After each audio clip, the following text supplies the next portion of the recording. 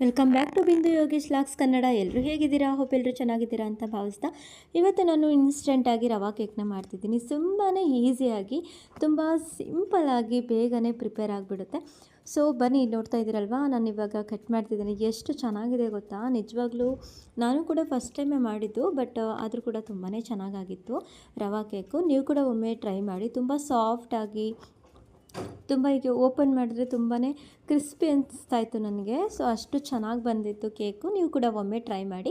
ಹಾಗೆ ಯಾರೆಲ್ಲ ಇನ್ನು ನನ್ನ ಚಾನಲ್ನ ಸಬ್ಸ್ಕ್ರೈಬ್ ಮಾಡಿಲ್ಲ, ಸಬ್ಸ್ಕ್ರೈಬ್ ಮಾಡಿಕೊಂಡು ಶೇರ್ ಮಾಡಿ, ಕಮೆಂಟ್ ಹಾಕಿ ಅಂತ ಹೇಳ್ತಾ ಇವತ್ತಿನ ವಿಡಿಯೋನ ಸ್ಟಾರ್ಟ್ ಮಾಡೋಣ ಬನ್ನಿ. ನಾನಿಲ್ಲಿ ಮೀಡಿಯಮ್ ರವೆನ ತೊಗೊಂಡಿದ್ದೀನಿ, 1 ಕಪ್ಪಷ್ಟು. ಅದಕ್ಕೆ 1 ಕಪ್ಪಷ್ಟು ಸಕ್ಕರೆನ ತೊಗೊತಾ ಇದ್ದೀನಿ. ನಾನಿಲ್ಲಿ 1 ಗ್ಲಾಸಷ್ಟು ಹಾಲನ್ನ ಹಾಕ್ಕೊತಾ ಇದ್ದೀನಿ. ಇಷ್ಟನ್ನು ಕೂಡ ಪೇಸ್ಟ್ ಮಾಡ್ಕೋಬೇಕಾಗುತ್ತೆ. ಇದನ್ನು ಪೇಸ್ಟ್ ಮಾಡ್ಕೊಂಡಿದ್ದಾದಮೇಲೆ ಕೆಲವರು ರವೆನ ಹಾಗೆ ಪೌಡರ್ ಕೂಡ ಮಾಡ್ಕೋತಾರೆ. ನಾನಿಲ್ಲಿ ಒಟ್ಟಿಗೆ ಹಾಕ್ಕೊಂಡಿದ್ದೀನಿ. ಸೊ ಇವಾಗ ಇದಕ್ಕೆ ನಾನು 2 ಮಾವಿನ ಹಣ್ಣನ್ನು ಕಟ್ ಮಾಡಿ ಇಟ್ಕೊಂಡಿದ್ದೆ. ಅದರಲ್ಲಿ 3/4 ಭಾಗದಷ್ಟು ಮಾವಿನ ಹಣ್ಣನ್ನು ಜಾರ್ ಒಳಗಡೆ ಹಾಕ್ಕೊಂಡು ಪೇಸ್ಟ್ ಮಾಡ್ಕೊತೀನಿ. ಅದನ್ನು ಪೇಸ್ಟ್ ಮಾಡ್ಕೊಂಡಾಗ ನೋಡಿ ನಿಮಗೆ ಯಾವ ಥರ ಟೆಕ್ಸ್ಚರ್ ಬರುತ್ತೆ ಅಂತ ಹೇಳಿ. ಸೊ ಎಲ್ಲವನ್ನು ಕೂಡ ಪ್ರಮಾಣವಾಗಿ ತೊಗೊಂಡಾಗ ಮಾತ್ರ ಅದು ಕನ್ಸಿಸ್ಟೆನ್ಸಿ ನಮಗೆ ಕರೆಕ್ಟಾಗಿ ಸಿಗುತ್ತೆ. ಸೊ ಇವಾಗ ನಾನು ಒಂದು ಬೌಲ್ನ ತೊಗೊಂಡು ರುಬ್ಬಿರುವಂಥ ಪೇಸ್ಟ್ನ ನಾನಿವಾಗ ಆ ಬೌಲ್ ಒಳಗಡೆ ಹಾಕ್ಕೊತಾ ಇದ್ದೀನಿ. ತುಂಬಾ ಈಸಿ, ತುಂಬಾ ಸಿಂಪಲ್ಲಾಗಿ, ಜಾಸ್ತಿ ಟೈಮ್ ಕೂಡ ತೊಗೊಳ್ಳೋದಿಲ್ಲ. ವಿತಿನ್ ಹಾಫ್ ಆನ್ ಅವರಲ್ಲೆಲ್ಲ ಕೇಕ್ ರೆಡಿಯಾಗಿ ಹೋಗ್ಬಿಡುತ್ತೆ, ರವಾ ಕೇಕು. ಸೊ ನೀವು ಕೂಡ ಒಮ್ಮೆ ಟ್ರೈ ಮಾಡಿ ಅಂತ ಹೇಳ್ತಾ ಇದ್ದೀನಿ. ತುಂಬ ಅದ್ಭುತವಾಗಿ ಬಂದಿದೆ ನಮ್ಮ ಮನೆಯಲ್ಲಿ ಮಾಡಿದಂತಹ ಕೇಕು. ಸೊ ನಾನು ಫಸ್ಟ್ ಟೈಮ್ ಮಾಡಿದೆ ಅಲ್ವಾ, ಸೊ ಹೇಗಾಗುತ್ತೋ ಏನೋ ಅಂತ ತುಂಬಾ ಫೀಲಲ್ಲೇ ಇದ್ದೆ. ಬಟ್ ಆಲ್ಮೋಸ್ಟ್ ಪರವಾಗಿಲ್ಲ, ಚೆನ್ನಾಗಿ ಬಂದಿತ್ತು ಕೇಕು. ಮಾಡಿದ ತಕ್ಷಣ ಎಲ್ಲರೂ ಖಾಲಿ ಮಾಡಿದ್ರಾಯ್ತಾ, ಬಿಸಿ ಬಿಸಿದೇ ತಿಂದರು ಎಲ್ಲರೂ, ತಣ್ಣಗಾಗೋಕ್ಕೆ ಬಿಟ್ಟಿಲ್ಲ ಆಯಿತಾ. ಅಷ್ಟು ಚೆನ್ನಾಗಿತ್ತು ಕೇಕ್ ಮಾತ್ರ.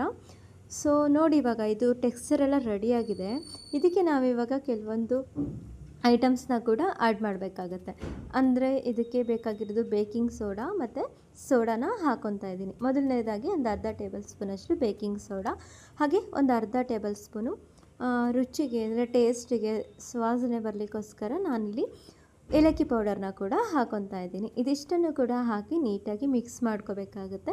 ಸೊ ಇದಕ್ಕೆ ನೋ ಮೈದಾ ಏನೂ ಹಾಕಿಲ್ಲ ಇದಕ್ಕೆ. ನೋಡಿ, ಇಲ್ಲಿ ನಾನಿಲ್ಲಿ ಟುಟಿ ಫ್ರೂಟಿನ ಕೂಡ ಆ್ಯಡ್ ಮಾಡ್ಕೊತಾ ಇದ್ದೀನಿ.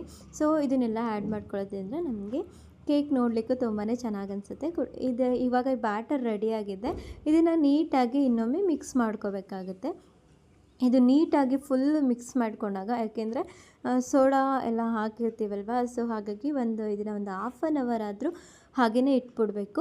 ಹಾಗೆ ಇಟ್ಟಾಗ ಅದು ರವೆ ಎಲ್ಲ ಇರುತ್ತಲ್ಲ, ಸೊ ಅದೆಲ್ಲ ಚೆನ್ನಾಗಿ ನೆಂದಿರುತ್ತೆ. ಆವಾಗ ನೆಂದಿರೋ ಅಂಥ ರವೆನ, ಅದು ಏನಾದರೂ ನೆಂದಿಲ್ಲ ಅಂದರೆ ಕೇಕ್ ಸರಿಯಾಗಿ ರೆಡಿ ಆಗೋದಿಲ್ಲ. ಸೊ ಹಾಗಾಗಿ ನಾವು ಅದನ್ನು ಈ ಟಿಪ್ಸನ್ನ ಫಾಲೋ ಮಾಡಬೇಕಾಗುತ್ತೆ. ಅಟ್ಲೀಸ್ಟ್ ಒಂದು ಹಾಫ್ ಆನ್ ಅವರ್ ಆದರೂ ನಾವು ಹಾಗೆಯೇ ಮುಚ್ಚಿ ಇಟ್ಬಿಡ್ಬೇಕಾಗುತ್ತೆ. ಯಾಕೆಂದರೆ ನಾವು ಎಷ್ಟು ಹೊತ್ತು ಅದನ್ನು ನೆನೆಸಿಡ್ತೀವಿ ಅಷ್ಟು ತುಂಬಾ ಒಳ್ಳೆಯದು. ನಾನಿಲ್ಲಿ 2 ಸ್ಪೂನಷ್ಟು ಆಯಿಲ್ನ ಕೂಡ ಹಾಕ್ಕೊತಾ ಇದ್ದೀನಿ. ನೀವು ಬೇಕಿದ್ರೆ ಬೆಣ್ಣೆ, ತುಪ್ಪನ ಕೂಡ ಆ್ಯಡ್ ಮಾಡ್ಕೋಬೋದು. ನಾನಿಲ್ಲಿ ಆಯಿಲ್ ಅಷ್ಟೇ ಹಾಕ್ಕೊಂಡಿದ್ದೀನಿ. ಆಯಿಲ್ನ ಕೂಡ ಹಾಕಿ ನೀಟಾಗಿ ಮಿಕ್ಸ್ ಮಾಡಿ ಒಂದು ಸ್ವಲ್ಪ ಹೊತ್ತು, ಅದೇ ಹೇಳಿದ್ನಲ್ಲ ನಾನು, ಒಂದು ಹಾಫ್ ಆನ್ ಅವರು ಹಾಗೆಯೇ ಎತ್ತಿಟ್ಬಿಡ್ಬೇಕು. ಇಲ್ಲಾಂದರೆ ನಿಜವಾಗ್ಲೂ ಚೆನ್ನಾಗಾಗಲ್ಲ ಕೇಕು. ನಾನು ನಿನ್ನೆ ಯಾರ್ದೋ video ನೋಡಿದಪ್ಪ, mango cake ಮಾಡೋಕ್ಕೋಗಿ mango kesari bath ಆಗಿಬಿಟ್ಟಿದೆ ಅಂತ ಹೇಳ್ತಾಯಿದ್ರು. ಸೊ ಹಾಗಾಗಿ ಅದನ್ನು ರೀಲ್ಸ್ ಅಪ್ಲೋಡ್ ಮಾಡಿದ್ದಾರೆ. ಸೊ ನನಗೆ ಅದನ್ನು ನೋಡಿಬಿಟ್ಟು ನಂಗೆ ಭಯನೇ ಆಗಿಬಿಟ್ಟಿತ್ತು, ನಮ್ಮನೆ ಮಾಡೋ ಕೇಕ್ ಕೂಡ ಹಾಗೆ ಬರುತ್ತಾ ಅಂತ ಹೇಳಿ. ಸೊ ಹಾಗಾಗಿ ಇದು ಬ್ಯಾಟರ್ ರೆಡಿಯಾಗಿದೆ ನೋಡಿ. ಈ ಕನ್ಸಿಸ್ಟೆನ್ಸಿನಲ್ಲಿ ರೆಡಿ ಮಾಡ್ಕೋಬೇಕಾಗುತ್ತೆ. ನಾನು ಇದನ್ನು ಒಂದು ಹಾಫ್ ಆನ್ ಅವರ್ ಎತ್ತಿಟ್ಬಿಡ್ತೀನಿ ಆಯಿತಾ. ಇದನ್ನು ಆದಷ್ಟು ನಾನಿವಾಗ ಕುಕ್ಕರಲ್ಲೇ ಮಾಡ್ತೀನಿ. ನೋಡಿ, ಹಾಫ್ ಆನ್ ಅವರ್ ಆಯಿತು. ಇದು ಚೆನ್ನಾಗಿ ನೆಂದಿತ್ತು ಹಿಟ್ಟು ಆಯಿತಾ. ನಾನು ಕಲಸಿಟ್ಕೊಂಡಿರೋ ಅಂಥ ಬ್ಯಾಟರು ಕರೆಕ್ಟಾಗಿ ಫಿನಿಶ್ ಆಗಿತ್ತು.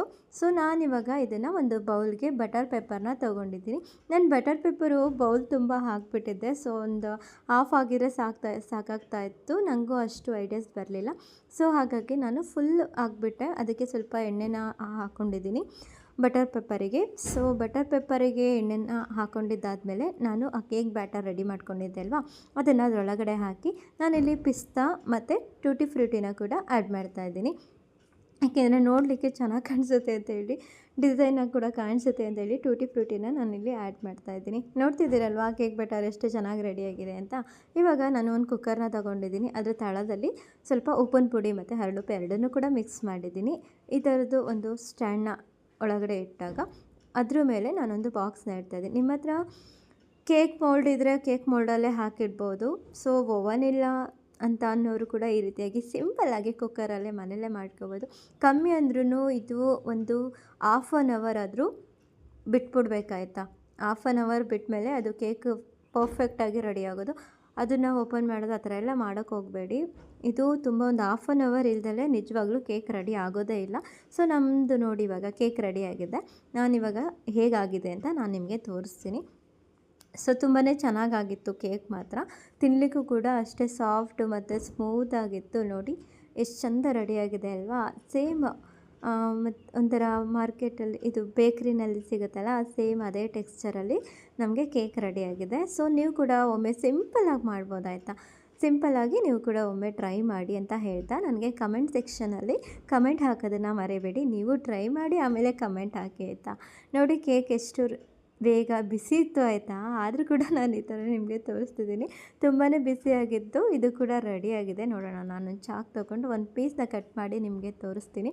ಒಂಥರ ತುಂಬ ಸ್ಮೂತ್ ಸಾಫ್ಟಾಗಿ ರಬ್ಬರ್ ಥರ ಒಂಥರ ನಿಜವಾಗ್ಲೂ ತುಂಬಾ ಸ್ಮೂತಾಗಿತ್ತು ಕೇಕ್ ಮಾತ್ರ. ನೋಡಿ ನಾನು ಇವಾಗ ಕಟ್ ಮಾಡ್ತಿದ್ದೀನಲ್ವಾ, ಎಷ್ಟು ಪರ್ಫೆಕ್ಟಾಗಿ ನೀಟಾಗಿ ಕಟ್ ಆಗ್ತಿದೆ ನೋಡಿ ಕೇಕ್ ಮಾತ್ರ. ತಾಳಿ ಒಂದು ನಾನು ನಿಮಗೆ ತೋರಿಸ್ತೀನಿ ಒಂದು ಪೀಸ್ ಹೇಗೆ ಬಂದಿದೆ ಅಂತ ಹೇಳಿ. ನೋಡಿ ಬಿಸಿ ಇದೆ ಆಯಿತಾ. ಆದರೂ ಕೂಡ ನೋಡಿ ಕೇಕ್ ಮಾತ್ರ ನೆಕ್ಸ್ಟ್ ಲೆವೆಲ್ ಅಂತ ಹೇಳ್ಬೋದು. ಅಷ್ಟು ಅದ್ಭುತವಾಗಿ ಕೇಕ್ ರೆಡಿ ಆಯಿತು. ಯಾಕೆಂದರೆ ನಮ್ಮ ಮಗನ ಬರ್ತ್ಡೇ ಕೂಡ ಇತ್ತು. ಸೊ